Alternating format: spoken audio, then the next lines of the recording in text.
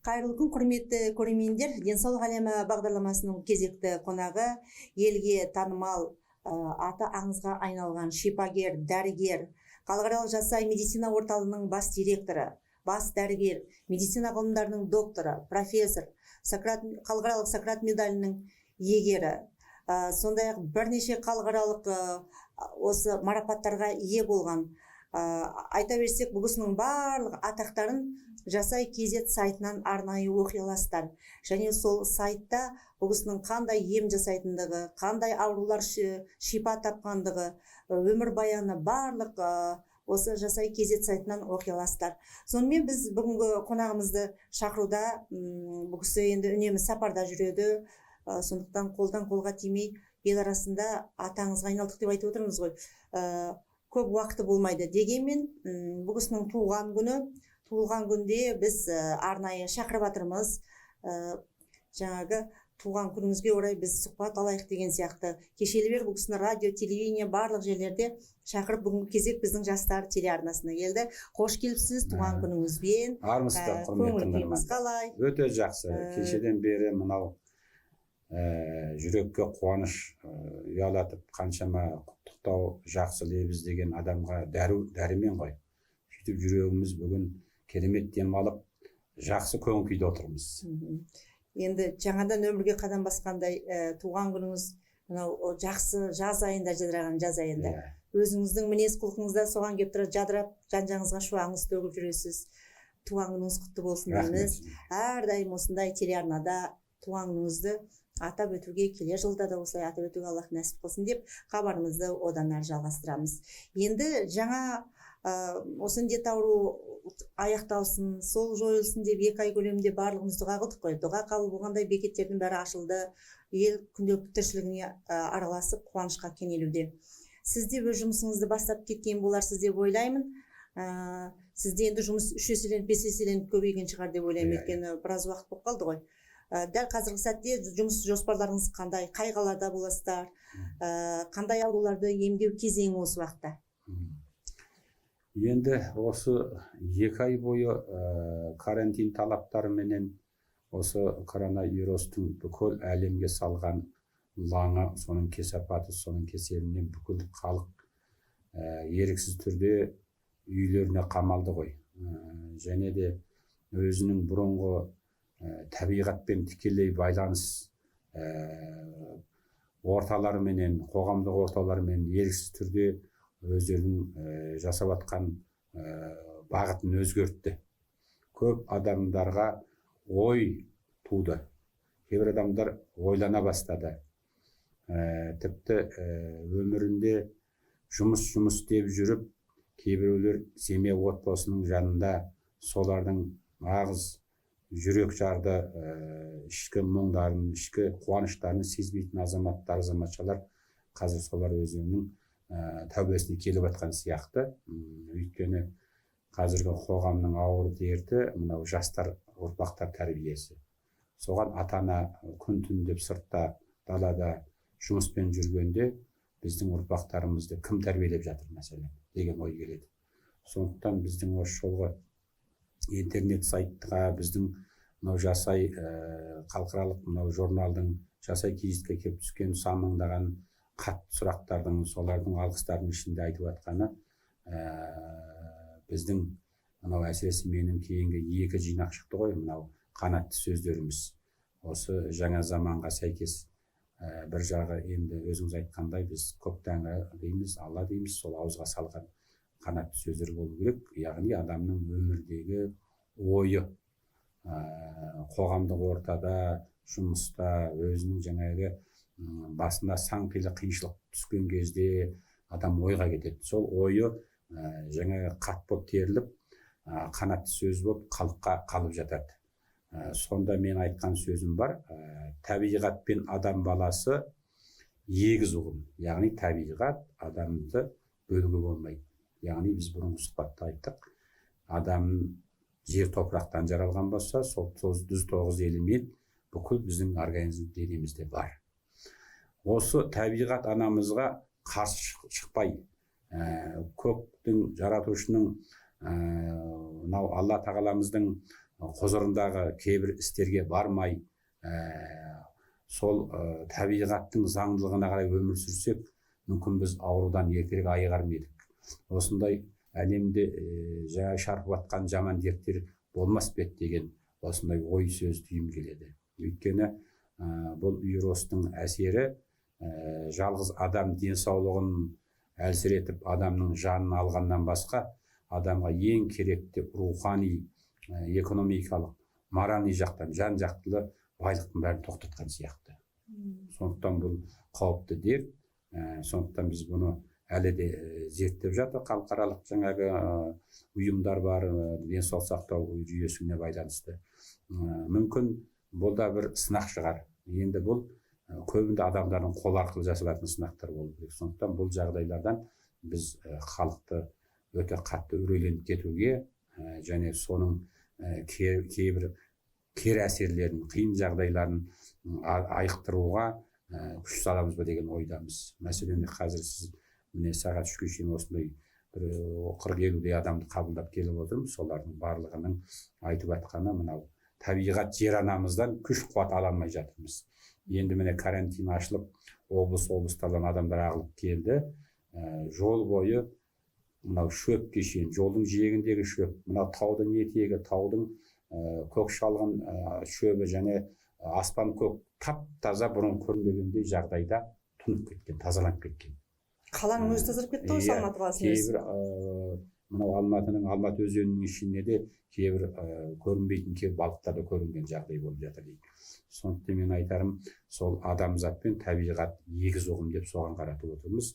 Мүмкін табиғат жер анамызды аяу үшін адамзаттардың өте бір оны ластауға болмаса, оның қадірін білмеуге соған Алладан келген бір сынақ болу керек.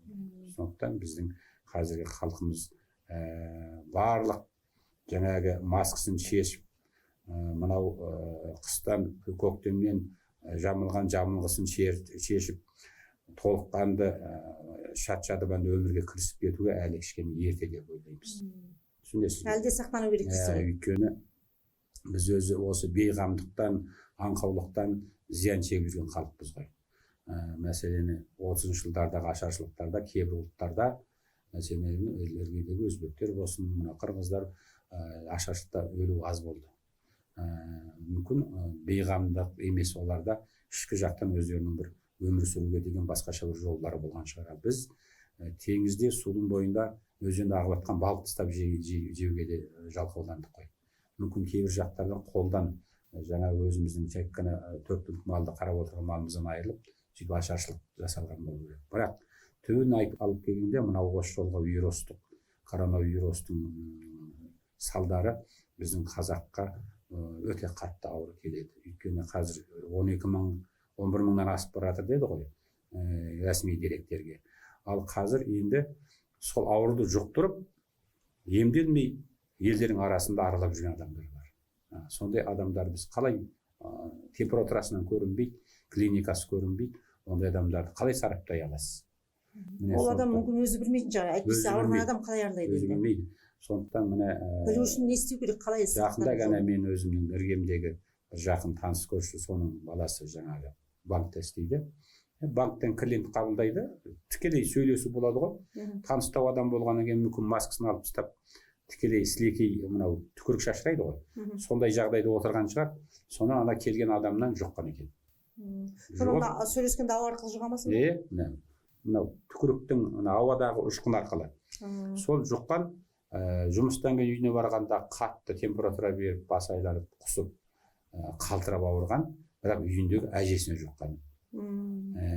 Екі бірдей жаңағы өзінің баласына жұққан. Әйелі дәрігер екен, оған да жұққан.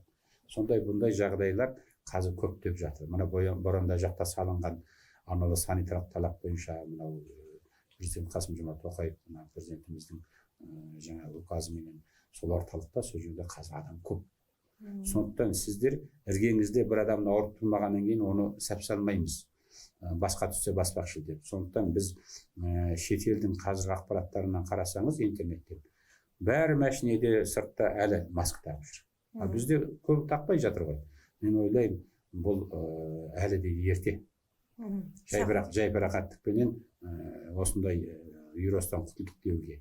Бірақ енді масканың өзі де бір Қытайдан жасалынған, оның ішінде бір улы химиялық заттар бар, оны таққанның өзінде де ауырады деп айтып көпшілік айтып жүр. Оған қалай қарайсыз? О да бір қазақтың өзінің бір жаңағы өзінен қолынан ештеңе келмейді, басқаның келген затын көңіліне алмайтын сондай бір жаман мінезі ғой. Еш жүзінде бұл масканы сізге сөзсіз Қытайдан алдыр деп отырған жоқпыз ғой. Қазір міне мен өзімде қалтамда тұр, ана кәдімгі мынау оздықты жібермейтін немедегі көп сулап кетпейтін матадан тігіп жатыр. Біздің түрлі сияқтардың бәріне тігіп жатыр. Сондықтан бұл неге деңіз? Бірінші ол ана ауырған адамдар өзін байқамайды, солар тағып алса, олардан шашырамайды, солардан сақтану үшін керек. Ал енді өзіңіз үшін тағып алу, ол өзіңіз үшін керек. Өйткені біз көп адамдар саясатқа байланыстырып, бұл саясат екен, анау екен деп өтірік сенбей жүр. Аш жүзінде бұның саясаттың қатысы жоқ. Бұл амал жоқтан бүкіл әлем болып осындай карантин талабыменен осы аурудан құтылудың жолын солай. 14 күнде ол сол шыққан ортадағы микроб әрең жойылады сол жерде. Сол үшін сол өзінің ортасында, өз емдеген жерінде жойылғаннан кейін ол адам толыққан сыртқа шығады. Көрдіңіз бе? Оның киімі денесіне жабысқаны болады ғой. Сол үшін ондай карантин талаптары ойдан жасалған нәрсе емес. Бұл ғылыми түрде үлкен дамыған мемлекеттердің тәжірибесін алып, соны қолданып жатырмыз. Соны істету үшін қанша шығын кетіп жатыр мәселе. Сондықтан біз әлі де қазақ байысқа салынып, жайбарақат бәрінен құтылдық деп тастауға болмайды. Еріксіз экономикалық жағдайымыздың қиын жағдайына байланысты елді әркім өзінің өз жағдайын бағады, өзі жеке жұмыстарменен еңбекақы алып жүрген адамдар бар, солардың жағдайына бола амалсыз ауру асқынып тұрған жағдайдың кей болып жатқан кезіне қарамай ашып жатқан жағдай. Оны ашпаса ел аш қалдыруға болмайды ғой. Сол үшін әр адам өзіне жауап береді денсаулығына. Өз денсаулығыңыз өзіңізге керек, өзіңіз сақтауыңыз керек. Сақтық шаралары одан әрі қарай күшейтілу керек дейсіз ғой. Күшейгенде әр адам енді әр жанұясында жүрген жерінде жаңағы маскасын тағып, қолын жуып, сақтық шараларын жасау керек қой енді. Басқа не жасайды енді? Бұл енді иммунитеті әр жұмыс орындарда қазір талап ауыр, оларда қазір кірген кезде жуынатын арнаулы су болу керек. Содан кейін антисептик жаңағы шашып қолды жуып болғаннан кейін тазалап дезинфекция жасайтын аппаратуралар тұр. Сол талап бойынша жаңағы жұмыс орындары ашылып жатыр. Содан өтіп, бірақ енді бұл ауа кеңістігінде ұшып жүрген вирус әсіресе қуаты төмен, иммунитеті төмен, денсаулығы қуаты әлсіз, сондай адамдар дімкәс дейміз. Дімкәс деген сөз созылмалы дерті бар адамдар. Әлсіз аурушаң адамдар. Бронхысы, астмасы бар, созылмалы бүйрек қабынуы, созылмалы жүрек қан тамырлары ауруы, өкпенің қан тазалап бере алмайтын, ми қан тамырлары ауруы, артрит буындардың көп жүруі әсер ете алмайтын, мынау ауа райының өзгерісіне сәйкес алмайтын сондай адамдар, жас біткен адамдар. Соларды алып соғады, соларға тез жұғады. Сондықтан бұл тұмау сияқты жай ауада жүреді, сыртқа шықсаңыз да ауада жүр. Ал мүмкін ол сізді ауыртпай жатқаны, сіздің соған қарсылық қуатыңыз оны қабылдатпай жатыр. Денеңіздегі қан плазмасына кіргізбей жатыр, кесіп кіре алмай жатыр. Сондықтан біз күнделікті өмірде тұрмыс салтымыздың мынау 5 уақыт намазда тазаланамыз, өзіңіз білесіз. Оның өзі мынау құбылаға қарағанда адамның өзінің дене әрекеті, қимылы, одан сырт жаяу жүру, таза ауаға шығу, күн шуақты жерге шығу, сондай-ақ жақсы ойлар ойлау. Иә, ми адамның тән мен жан негізі ғой, адам денесі тән, жан, рухтан тұрады. Сол мидың тұнық сау болуын ойластыру керек те.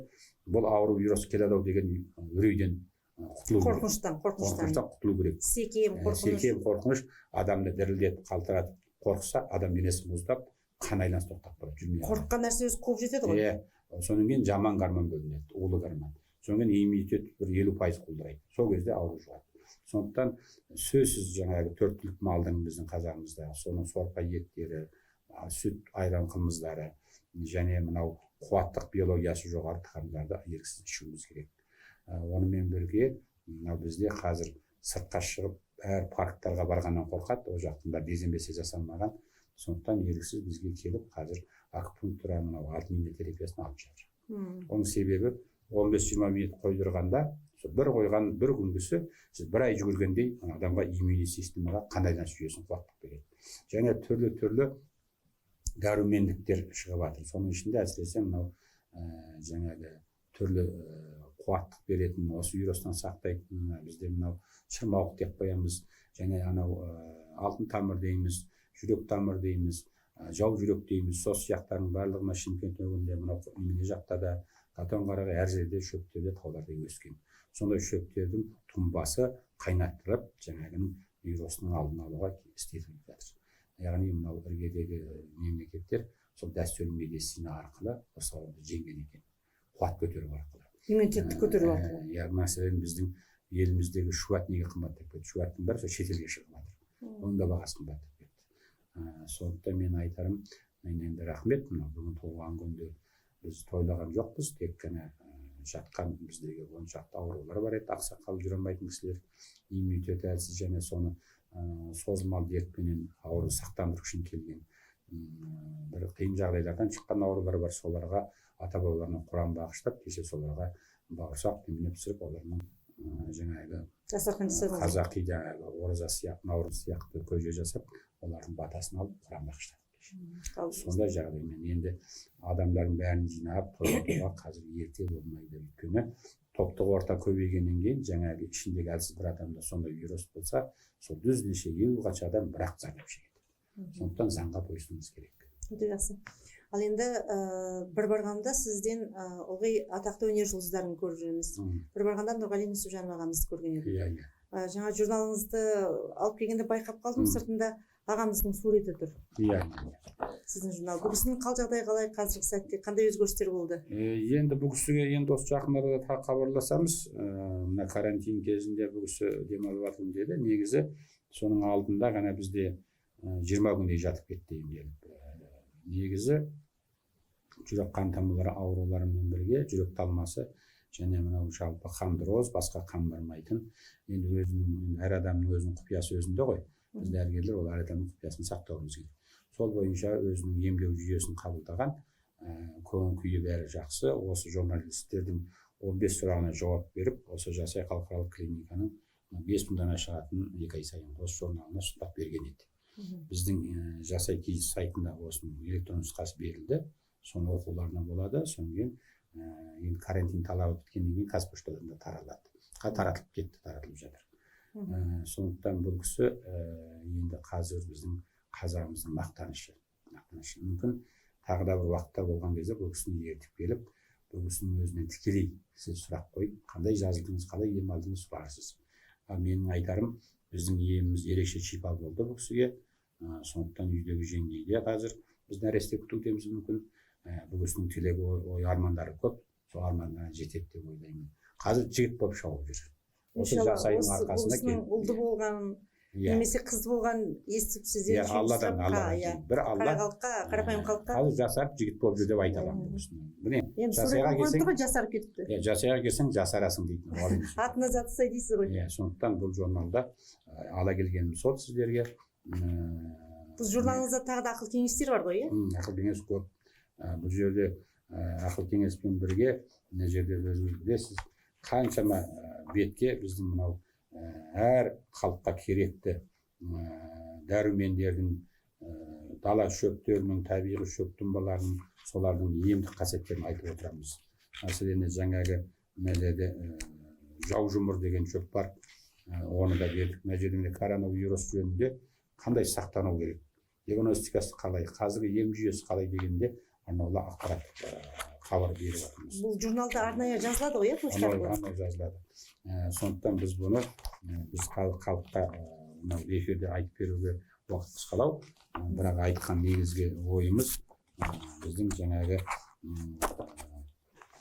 ауру адамның өзінің көңіл күйіне байланысты екендігін білдіреді. Яғни осы сұхбаттардың барлығында бар ауырғанша ауырмайтын жол ізде дейді. Сондықтан біз сөзсіз рухани күшімізді, рухымызды көтерсек, көп нәрселерден жеңілу болады. Яғни осы Нұрекеңнің, біздің Нұрғали Нүсіпжанов ағамызда жігер қайрат бар. Өйткені мен жиі әңгімелесіп отырамын. Ал енді қазір менің мынау көптеген медициналық халыққа қажетті, қалай өмір сүру керек, қандай денсаулықты күту керек, қандай ауруларға қандай ем шипа болады, диагноз қалай болады деген нақтылы мемлекеттік комиссиядан өткен оқулықтар, кітаптарым бар. Солардың барлығы лайықты өзінің бағасын алып жатыр. Бір өкініштісі, енді ол қызғанғанымыз емес, мынау өтірік интернеттерден, фейсбук, инстаграмдардан өтірік батырлар көбейіп кетті, өтірік ғалымдар көбейіп кетті. Яғни біздің еңбектерімізді алады да, оқиды да, кеңес айдар деп содан баяғы өздері айтып береді. Ал өздерінің басынан өтпеген, өздері тәжірибесімен жасамаған жұмысты халық шала түсініп, кейбіреулер дұрыс қабылдамай, одан керісінше жаман болып жататын жағдай болады. Сондықтан қазір мынау интернет батырлары бойынша көптеген сұрақтар болып келіп жатыр. Маған да сұрақ түседі. Неге сіздің Жасан Зекеұлының кітабынан осындай ғылыми еңбегіне алынды деп сілтеме неге бермейді деп сұрайды. Олар бермейді, өйткені біздің уақытымыз жоқ, олар әрқайсысымен заңды талап қоятын. Бірақ іс жүзінде мен ойлаймын, нақтылы маман, дәрігер өзінің әр бір шымшық сойса да қасапшы сойсын дейді ғой. Әр мамандықтың өзінің маманы болу керек. Сол маман адам өзінің басынан қолынан өткен нәрсені жүрегімен шықса сөз, жүрегімен жеткізе алады. Сондықтан жаңағы осындай сіздердің эфирлеріңізден пайдаланып, мына денсаулық айдарынан халыққа айтарым, бір сондай кеңес айдары болмаса біреулер ақыл кеңес берсеміз, судан артпайды дейді мәселені. Мен сұлы арқылы бауыр тазалайды, лимон арқылы тазалайды, алма арқылы тазалайды, 3 күн ашығы арқылы адам организміндегі жаңа керексіз заттарды шығару методикалары бар. Соларды арнаулы заңды түрде қандай дозамен істеу керек, сол біздің үлкен ғылыми кітаптар тұр. Ал журналдарда қысқаша ғана танымдық қана беріледі, терең жазылмайды. Ал соны кісілер шала оқып, анау жаңағы кейбір пысықай адамдар соны өздерінің пиарын арттыру үшін ссылкасын жібереді, бірақ одан халық пайда көріп жатқан жоқ. Мәселен алып айтқан кезде қазір көп интернетте мынау ютубты ашып қалсаңыз, көбі дәрігер болып кеткен, дәрігер болмаса да. Сосын тренинг жүргізеді екінің бірі. Иә, тренинг жүргізеді. Ойбай, қалай бай болу керек? Простаттан жақсы боласың. Былай жақсы болсаң, мужской жағың дұрыс болады, женский жағың дұрыс болады. Ойбай, былай істесең бетің ажымы кетеді, былай істесең бауырың. Мен айтарым, оңай дүние жоқ. Ол ғылыми жұмыс қорғалып, қанша еңбек әлемдік статьяларда шығып, журналдарда шығып, дәлелденгеннен кейін бар, ол қалпына жеткен жаралады. Сондықтан мына әсіресе мен организмнің 70%-ын 60-70% әсіресе мынау баста 80% даже судан тұрады. Денеде 70% адам организмі. Сол судан тұратын болғандығы үшін адамдарды суды жақсы пайдалану, уақытылы су ішу, сол жөнінде жақсы мақалам болған. Ал соны кейбір адамдар бас салып, таңертең тұрып 3 литрді бір ішемін, бүйректерін төмендетіп, бүйректерін ауырыс қалып, салмаған зиян көріп жатқандар бар. Сондықтан мен оларға тағы айтарым, ол жаңағы кейбір пысық адамдардың түсінбестен жазып жүргендері, іс жүзінде суды ондай көп ішуге болмайды бір жолда. Ең кемінде таңертең орныңыздан тұрмастан алдымен аяқ қолыңызды бисмиллахи-рахмани-рахим деп оңнан сыртқа қарай жүріп қозғап, кішкене қол аяғын босатып, кішкене сөйтіп астына түсіп, содан кейін барып аузыңызды шайып, жеңілдеп шайынып алғаннан кейін кішкене бір-ақ стакан жылы, кішкене жылы су. Бір-ақ стакан ішіп, кішкене жаяу жүріп кеп, соның ортасында 150 граммнан 200 граммнан сөйтіп бір таңертеңгі асқа шайға дейін бір 700 граммдай ғана ішу болады. 1 литр мас болу керек. Түсіндіңіз бе? Не тамақтан бұрын ішу керек сұйықтықты, не тамақ ішіп алғаннан кейін 1 сағат кейін, жарты сағат кейін ішу керек. Ал біз қайтеміз? Біз келемізде бәрін үйіп стөлдің үстіне қойып аламыз да, суды да, компотты да, шайды бәрін бір жоға етті жеп бәрін жеп отырамыз. Іс жүзінде содан семіздік пайда болып, денеде улану пайда болып, ана қосқан нәрселер химиялық әсер жасап, бір-бірін қабылдамай, теріске теуіп, адамның клеткалары қурап, жасына жетпей қартайып жатыр. Сондықтан әр нәрсенің өзінің сала-салалық жөн-жөнмен кететін жолдары бар, меридиандық жандары бар. Өйткені шығыс медицинасында Әл-Фараби бабамыздың мынау үлкен зерттеу катаракт кітаптарын оқысаңыз, адамның 24 жан каналы 700 мың каналға жалғанады, ұсақ каналдарға. Соның барлығы табиғи түрде жүріп отыру үшін жаңағы сырттан қабылдайтын дәрумендер таңертең не ішу керек, түсте не, кеште не, соның барлығы арналы зерттеліп жазылып кеткен. Ал енді Сондықтан жаңағы суды таңғы 6-тан тұрып кешкі 9-ға шейін, сіз кешкі жатардан 3 сағат бұрын ішіп болу керек. Саны 3,5 литрде 2,5 литрге шейін. егер жатарда ішсеңіз көзіңіз ісіп кетеді ғой Кетеді, сол күндіз ішіп болу керек. Жатарда ішпеу керек. Өте жақсы. Ал енді осы көпшілік көрермендерге тамақ ішу әдебі, мәдениеті, өзін жасартудың, сұлулықты сақтаудың сыры. Осы жөнінде сіз арнайы бағдарламаларға шығып, ютубта денсаулық әлемінде емес біздің каналдарда сөйтіп бір бағдарлама жасау, оған қалай қарайсыз өзіңіз? Енді көп жобалар, жоспарлар бар ғой, шіркін соның бәріне уақыт жеткізбейді ғой, уақыт мәселесі. Мәселен сізде жаңағы бұлбұлша сайрап отырған кезде сіздің жаңағы қолыңыз арқылы еміңізді қажет етіп, ал салған инеңізді, скальпіңізді болмаса берген шөбімді қажет етіп, қаншадан жаны мұқтаж етіп жатады. Сондай жағдайлардың уақытын тауып жасауға болады жобаны. Оны көп емес, бір 20 минуттан асырмай. Әр реткі хабарды 20 минутпен. Ал менің айтарым, негізгі адам табиғатпен тіке қайнасып өмір сүру керек те.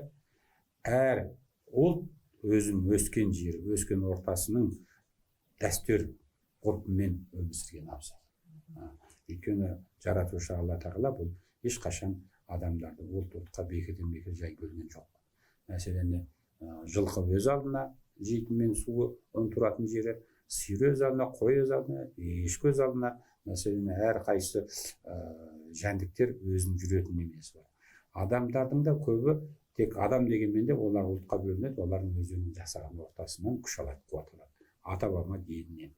Ал ата-баба гені жаңағы жермен байланысты жер шарындағы ғана нәрсе емес, ол күннен алатын энергиясы, жұлдыздан алатын энергиясы, айдан алатыны, жерден 109 элементтің бәрін жинақтағанда қуат қылып ішеді ғой, сол ішкен тамағын алатын дәрумені.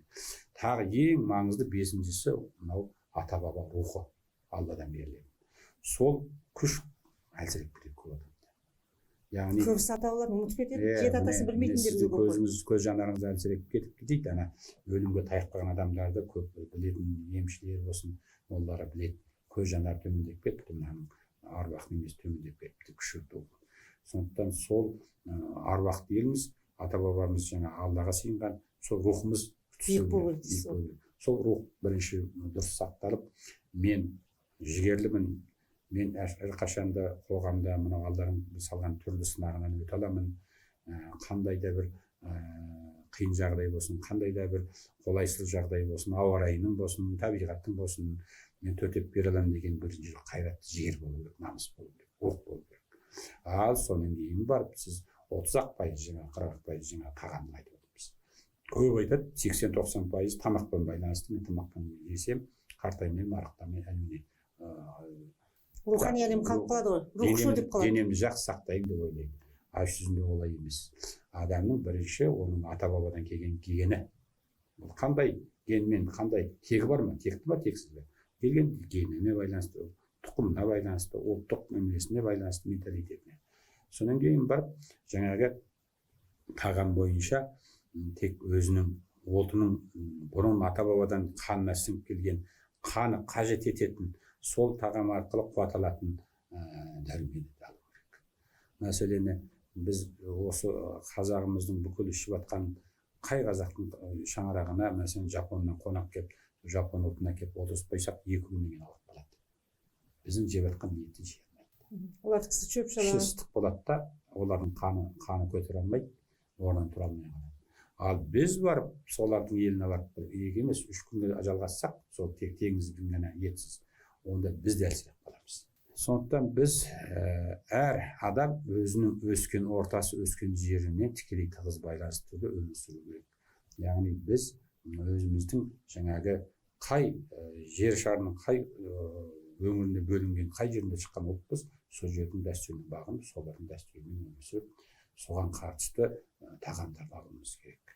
Бізге анау шетелдің паспорты болсын, басқа бір керексіз тәтті тағамдар болсын, ол біздің ұлтқа келмейді. Бізге сол өзіміздің таза табиғи таудың етегінде, таудың шөбін оттаған, соның шөбін жеген, сонымен қуаттанған жылқының, сиырдың, қойдың, солардың түрлі өнімдерін, солардың тағам еттерін, солардың сүт өнімдерін және көптеген мына шөп бар бізде. егілген мына өзіміздің картопымыз болсын, осы қазағымызда шығып жатқан өнімдер, солардың барлығы бізге дәрумен болады. Ал жоқ жерден біз ана жақтан ойпай бәленбай қымбат бір теңіз тағамын, болмаса мынандай бір шетелде мынандай нәрсені, мынандай бір жалпы Американың бәленбай семіз тауығын әкел деп айта алмаймыз. Өйткені ол нәрсе бізге жат, оның көп нәрседе гемо деген нәрсе болады, химия қойып қояды, оны көп уақыт сақтау үшін химиямен қатырады ғой. Ол нәрсе біздің организмімізге зиян болады. Сол үшін күнделікті нәрсені көзіңізбен өсіріп, көзіңізбен баққан малыңыздың дәрумендік тағамдарын, соның сүт өнімдерін, соның жаңағы ет өнімдерін қабылдағандарымыз әзір.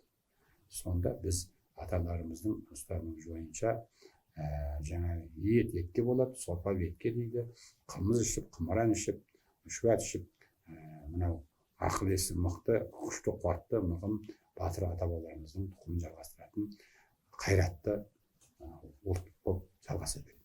Өте жақсы. Ендеше міне рухымызды көтерейік деп отырсыз. Ең бірінші қазіргі адамдар рухани азғындау, рухани әлсіз, сіз айтқандай. Сіздің бүгінгі берген ақыл кеңесіңіз осы жарты сағат көлемінде адамдарға бірнеше жылдық азық деп ойлаймын. Осыны қолға қойса, демек, онда сіз көп жетістіктерге жетесіз, денсаулығыңыз да түзеледі, рухыңыз көтеріледі, өзінің туған жерін ұмытып кеткен адамдар да болады. Туған ауылға барып, топырағына аунап, суын ішіп, ата-бабасына Құран оқып, сөйтіп қайтса, ол да бір адамға қуат береді деп ойлаймын. Енді жалпы сіз қандай әншілерді жақсы көресіз, қандай әншілердің әнін жақсы көресіз? Соңғы сұрақ. Мен енді шын айтқанда өзім жиі мынау лирикалық 70-60 жылдардағы мынау Тұманбай Молдағалиев ақын ағамыздың сөзіне жазылады көбінде мынау Шәмші Қалдаяқовтың әндері, Әсет Бейсековтің әндері, сол дәуірлердегі әнді менің әкем жиі айтатын. Өзім аккордеонмен çalып, гармонмен бірге қосылып айтамын. Сол әндер маған лирика сыйлайды, қуат сыйлайды. Енді қазіргі заманауи жастардың әндері көп шығар, бірақ ол қаншалықты өзінің ары қарай ғұмыры ұзақ болатынын халық өзі сараптап жатар. Ал қазір көп жерде біз қандай отырыс, қандай жерде отырсақ та сол жаңағы тұлғалардың әнін айтамыз. Жақсы. Бір әннің бір гүлейтін қосып беруінде болады. Бұл кісі енді Жаса Мырзаның анасымен кездескенде ол кісі жанынан өлең шығарып ән айтады екен, керемет. Келесі бір бағдарламада ол кісіні шақырып ән тыңдасақ. Аккордеонды ала келейін. Сол аккордеонменен мен өзімнің жаңағы Шәмші, Әсет Бейсеков, жаңағы Тұманбайлардың әндерін жазылған Ержан Белғазиев досым бар. Сөйтіп соның барлығын бірігіп ұйымдастырайық. Ал шешемнің өзіне өлең айтқызсаңыз таусылмайды. Керемет дауысы өзіне. Тыңдаттық қой, керемет. Оған біз әкеліп сіздерге көмектесіп неметіп берейік. Жобаны жасатып берейік. Өте жақсы. Алдағы болашақтың өзінде біз мінекей айналдырған жарты сағаттың ішінде бірнеше алдыға жоспарлар қойдық. Иншалла сол жоспарлар жүзеге асады. Неге десеңіз, адамның өзінің ынта ықыласына, ниетіне, қызығушылығына байланысты. Дегенмен бүгін бұл кісінің Жаса Мырзаның туған күні болғандықтан мен әдейі сұрап едім, қандай әншінің әнін жақсы көресіз деп. Бұл кісі енді айтты ғой, қандай әнді жақсы көретін. Біздің енді алтын қорда ондай әндер болса сізге ұнайтын.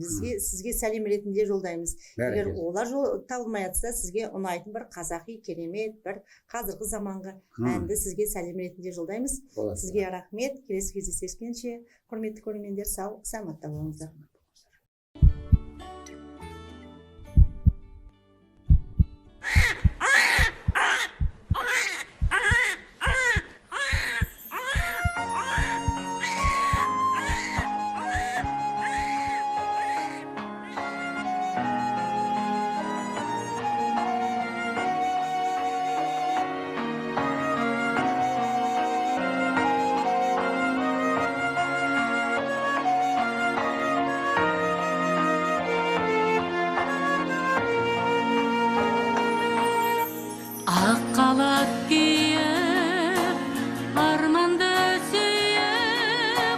Адамзатқа араша боп жанымыз күйіп, жұртымыз әмін жүрсін деп аман, еңбегіміз арналады туған ел саған.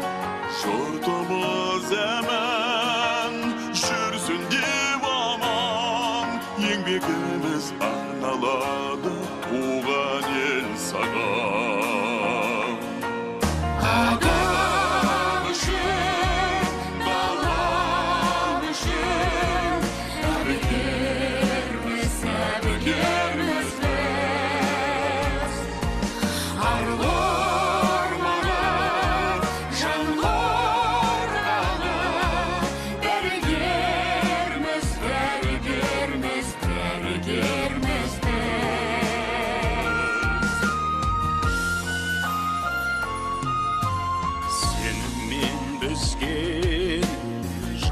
қуаныштер. Ақ періште қорғанымыз жалынға сүрдің. Антымыз біздер, салтымыз біздер, шәкіртіміз Гиппократ пен Әбу Насырдың.